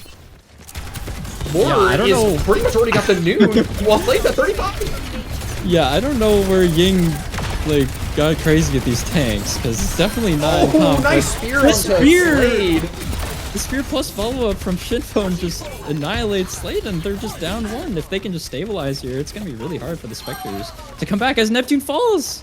Yeah, and June should also be going down here. I think Coleslaw will as well. Coleslaw looking for the trade, can't find anything. And Coleslaw doesn't find the spawn wave. I don't think Coleslaw will be back in time for another fight then, Nathan. Yeah, this is really, really, really bad for the Spectres. Coleslaw needs to swap. Yes, Coleslaw swaps to Emre, and Slade swaps over to Soch. It's just, you can't go against Lore on Cassidy as Venture. I mean, you can, but it's hard, though. It's so hard. I think Void Fiver could do it. I think, no shade to Coleslaw, but it's just a really tough matchup, especially with Lore playing how he has been this entire series. And look at this ult bank built up already by the Marmots. They have got 4 ults online, just the support ults available for the Spectres. But, good spear on the Shoreline Pie, gets some pressure down, but the Spectres stable here. Should be able to see a nice big ult fight here on the point. As Ying goes early! Gets Coleslaw! Ying goes early, gets Coleslaw, the gold is forced, and that's just a clean fight win if Ying can survive, but has the gold. Big cooldowns are forced. Barely gets out, but Ying has to be careful, he doesn't have the gold, but it looks like Lore goes for a flank. The Bell used from SLP. SLP falling low. Sonic Rock will use the Kitsune Rush, and with no Bell available anymore, we'll see Slade get Pulse Bomb. Beat comes out from June. Sliced Bread does not have one ready to mirror. They're hunting Sliced Bread. Sliced Bread will go down, but so will Shoreline Pie. Sonic Ronic out on the other side, so it looks like Ying will fall here eventually, but not before 40% is found on the point by the Marmots. And DPS are still alive here, actually. They're going to stall even longer. They're going to get that into the 50s. Yeah, really good opening pick from Neptune just to open up that fight. And at the end of the day, they had more ults, it looks like. Yeah, Slade's moved over to the Cassidy as well, so I think they used 3 ults there plus a hero swap, so that's a big reset to their ult economy for the Spectres. Yeah, and the Marmots are going to have 3 ults coming up with Ying already having another Terror Surge almost, and then Lord, it's going to be hard for Lord to get value on this High Noon, especially with Neptune on the Orisa, but as he goes, the Spirit was bait out early, they're looking to amp speed High Noon. This is a lot of space created here, and now gonna have to try to recontest into this beat with nothing really to fight with. If they try to step too hard, the beat's just gonna come out, and instead they're just gonna give the point. Yeah, so it didn't. Flip comes out. Coleslaw gets Shinbone though. That's a big pick, but the High Noon does get them the cap, so this will be one fight territory if they end up losing. But Ying is going early with the Terror Surge. Suzu from Shoreline Pie, but they still have the beat to work with if they want to look to get aggressive. Sliced Bread goes down or goes low, gets speared, but yeah, they still have the beat. If they could look to get aggressive with Neptune. Sliced Bread in danger. But the beat able to save them. And Sliced Bread still has the beat here, but chooses not to invest it.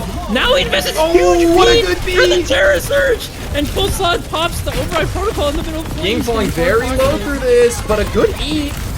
The Kitsune Rush coming out for Sonic Ronic is going to try to seal this fight, but the picks are going to go the way of the Spectres, and a fight that was extremely expensive for both sides, but ultimately going to go the way of the Spectres, and the Spectres are now going to have their High Noon and their Kitsune Rush available into this next fight versus a Noon and a Pulse Bomb.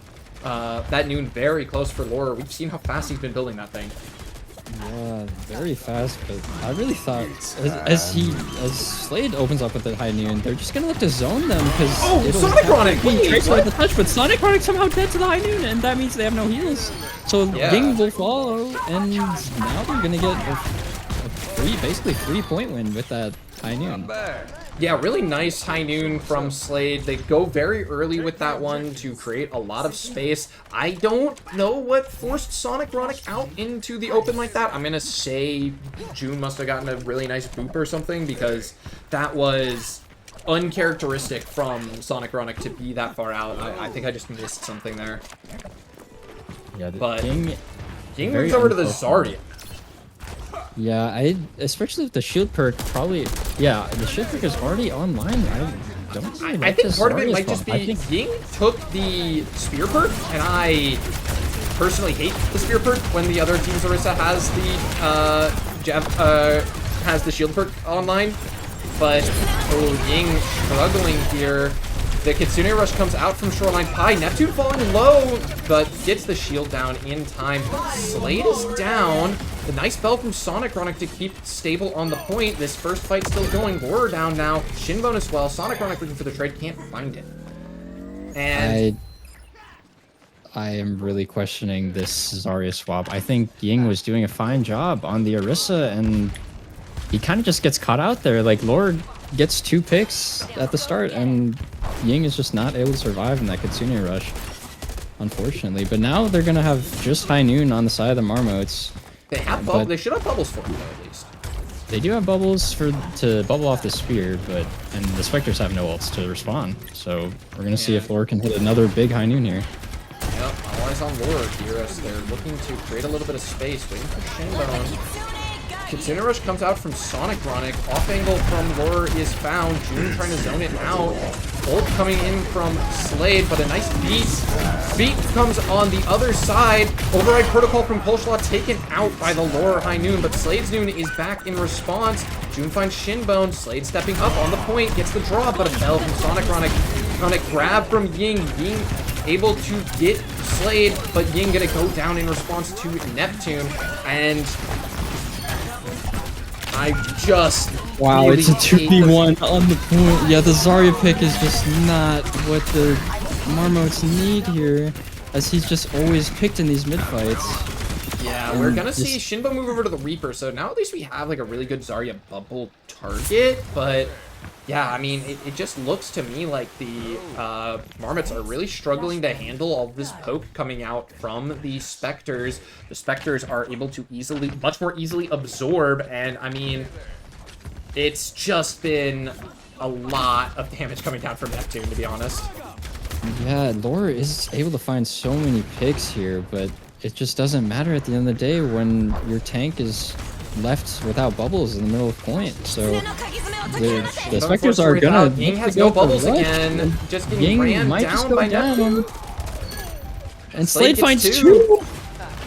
Slade gets 3. Slade gets 3. Slade looking for more, looking for the 4K, and she gets 4.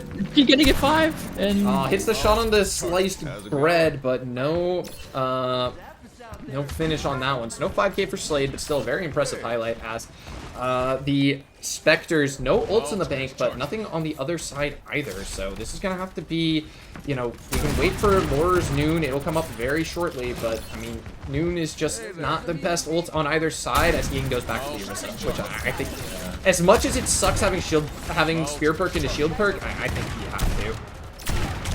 Oh my god, it really does suck, but I mean, Ying is now just they taking... don't have the bubble for the high noon here, but Shinbone goes down. He goes a bit early, and they're gonna look to walk on this Cassidy, but the TP Suzu is forced out, and they're going early with this high noon. And they combo with the Terror Surge. This could be it for the side of the Marmots. Ying goes down. If there's any staggers here, I don't think there's another fight, Nathan. But with just, it looks like Sliced Bread might be able to live here. Sliced Bread does it! And that's going to be the end of things for the Marmots. They're cooked. Yeah, Shinbone will have the TP maybe, but with Sonic going down and the Override Protocol on point, Spectres are... Ying goes down instantly on the Doomfist, and they're able to trade Slade, but that's just for the stat sheet, as the Spectres will make it to the semifinals. Yeah, I think... it just came down to those first 2 points were so competitive, and then I think Ying took wrong perk and it was over. Ying does not seem to have that deep of a hero pool in tank, if I'm picking up this correctly. The Orisa and Domina both looked incredibly impressive, but just the Zarya just wasn't working as much. Yeah, so a catastrophic way. Yeah, just picking the spear perk really. I think that is what ended up making him forced to swap off, and that's just a misclick being one of the reasons that you lose is just heartbreaking for the Marmots. Yeah, but still, congratulations to the Spectres, who are able to take a extremely hard-fought 3-2 victory. I feel like the Marmots should be very proud of themselves for this season. That was a great fight they just put up. Making the quarterfinals puts them in the top half of the league regardless. So still a very nice season from them. I think everyone on their team played very commendably throughout this match. But the Spectres will be the ones who are moving on, as Neptune is now in the Super Crystal. Very important comms coming out.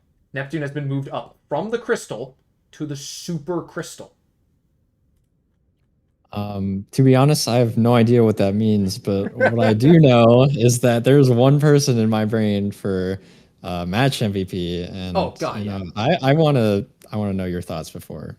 I imagine we're relatively on the same page here. I don't know. So I will get some quality glaze going on to some other players who I'm not going to get. I personally don't see as the MVP, but I think put on some really nice performances. I think Coleslaw continues to be a demon on Lijiang Tower. I think that's a huge part of why the Spectres are so unbeatable on that map, is because Coleslaw is so good. And it's not just that Coleslaw is good at the Junkrat. I know Coleslaw Junkrat OTP allegations are real, but the Slaw Venture is also incredibly good on that map and gives the Spectres more than one look, so you can't just try to target ban Coleslaw on the Lijiang Tower. It is a really good look for them, and I think Coleslaw is a big part of that.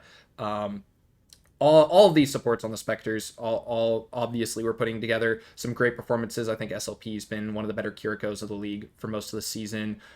June and Gunst both playing Lucio at various points in time. So useful for the team. But I mean, I think it's Neptune. I think it's Neptune MVP.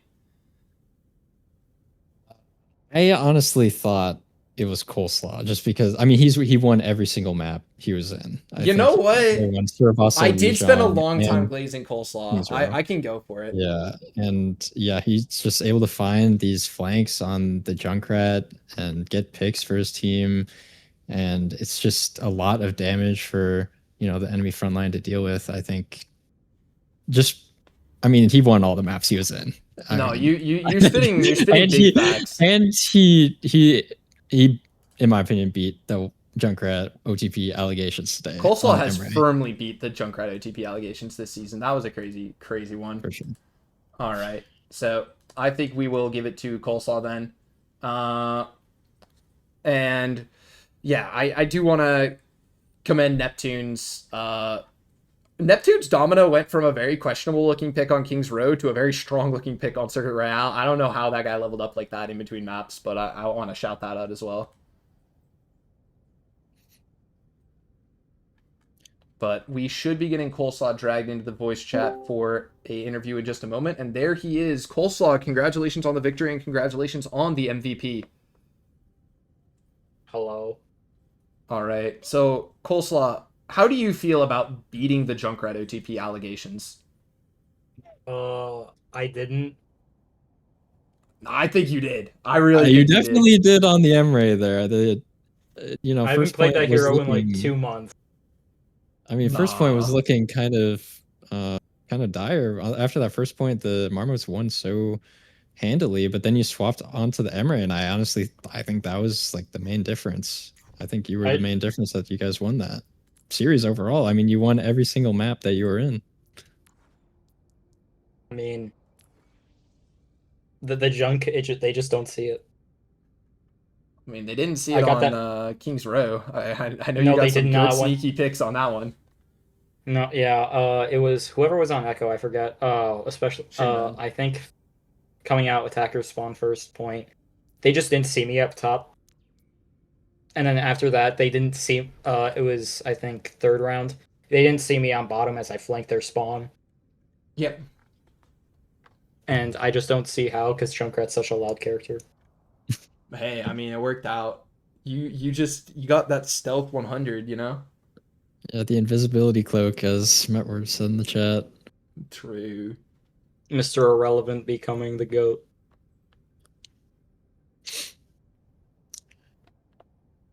All right. So after first map, things were looking a bit on the side of the Marmots. So was there like certain calls that were made, or certain like momentum shifts, or what exactly like helped you guys come back after such like a dominant map from the Marmots on Esperanza? We just had to realize we had to play fast.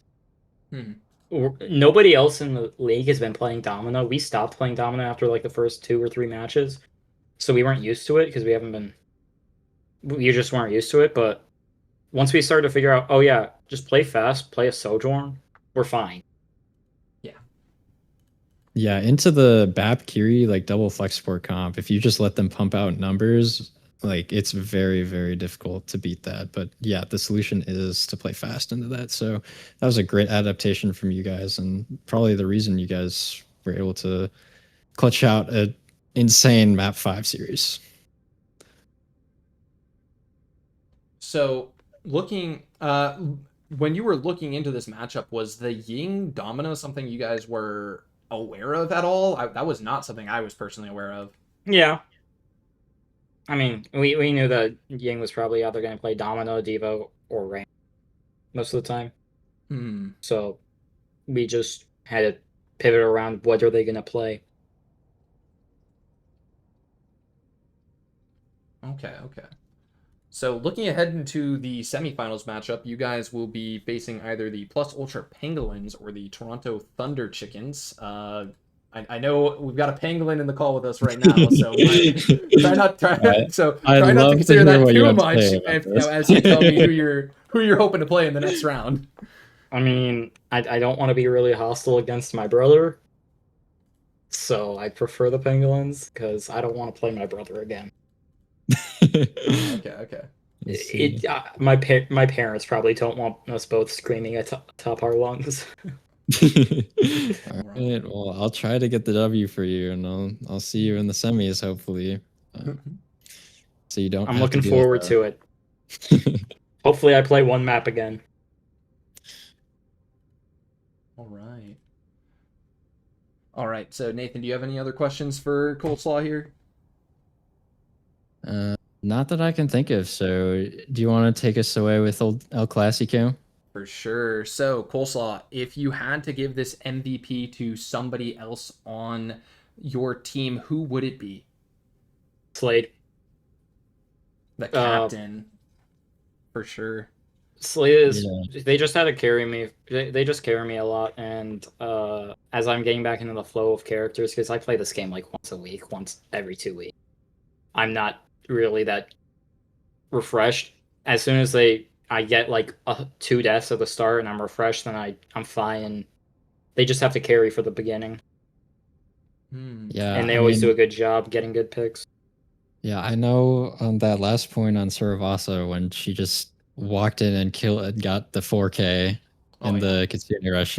I know me and Greg were screaming at the top of our lungs, so that was Aura, dude. Aura. Yeah, she definitely had a really good series as well. So All right. Well, congratulations again, Coleslaw, and best of luck in the semifinals. I have been Greg, joined by Nathan on this broadcast, and I thank all of you for watching this ultimately very long, very late game of Aurora Overwatch. But thank you all for tuning in. Have a wonderful night, everyone. We will be back with our next game on Saturday at 7 p.m. between the Plus Ultra Pangolins and the Toronto Thunder Chickens. So look out for that broadcast and have a wonderful night, everyone.